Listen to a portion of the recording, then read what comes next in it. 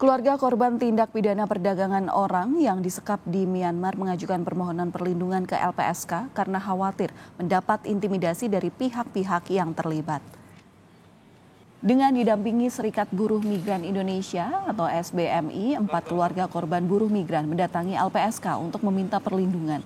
Mereka khawatir langkah hukum keluarga korban pasca pelaporan ke Barreskrim berdampak dengan adanya ancaman dari pihak yang terlibat dalam TPPO. Meski belum mendapat ancaman secara langsung, dikhawatirkan sindikat perdagangan orang ini akan mengintimidasi keluarga korban untuk mencabut laporannya.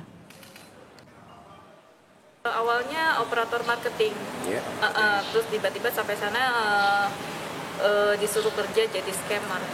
Mereka menolak untuk bekerja, jadi mereka disuruh membayar denda.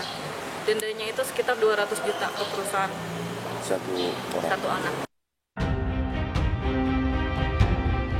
Polisi akhirnya menangkap 2 orang tersangka kasus tindak pidana perdagangan orang TPPO di Myanmar.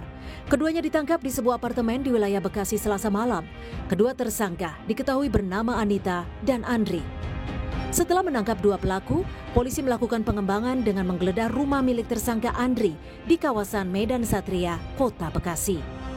Penetapan tersangka setelah penyidik melakukan gelar perkara dan memeriksa 20 warga negara Indonesia yang menjadi korban perdagangan orang. Direktorat Tindak Pidana Umum Barreskrim Polri hingga kini masih mengembangkan penyidikan dengan memeriksa 2 apartemen yang dijadikan lokasi penampungan WNI, termasuk perusahaan yang diduga terlibat pengiriman WNI ke Myanmar. Menetapkan 2 orang tersangka, yaitu Saudara Anita dan Saudara Andri. Dan alhamdulillah berkat kerja keras rekan-rekan di lapangan tadi malam, kedua tersangka sudah berhasil kita amankan dan saat ini sedang proses pengembangan. Yang 2 orang tersangka ini kita amankan dan kita tangkap di daerah Bekasi. Selain kedua tersangka yang sudah ditangkap, polisi menyebut tak tertutup kemungkinan akan ada tersangka lain. Kasus tindak pidana perdagangan orang pertama kali mencuat setelah video korban yang meminta pertolongan ke pemerintah Indonesia beredar di media sosial. Ke-20 WNI sebelumnya dijanjikan pekerjaan sebagai operator marketing, tapi nyatanya justru dipekerjakan sebagai scammer atau pelaku kejahatan penipuan online.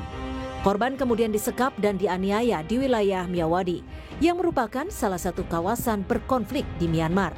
Saat ini ke-20 WNI berhasil diselamatkan dan telah berada di Bangkok sambil menunggu untuk dipulangkan ke Indonesia. Tim Liputan Kompas TV.